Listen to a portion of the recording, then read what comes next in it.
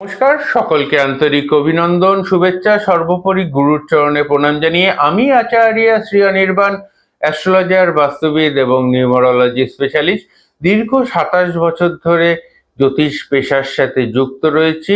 আমি পঞ্চম জেনারেশন, আমার বংশ পরম্পরাগতভাবে জ্যোতিষ শাস্ত্রের সাথে যুক্ত রয়েছে এবং তন্ত্রশাস্ত্রের সাথে যুক্ত রয়েছে।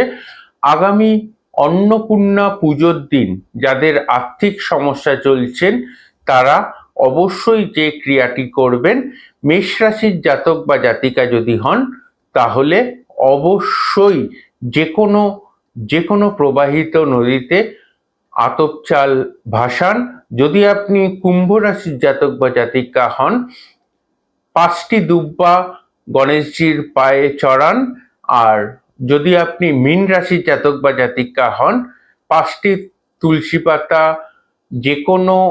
যে কোনো নারায়ণের পাদদেশে চড়ান।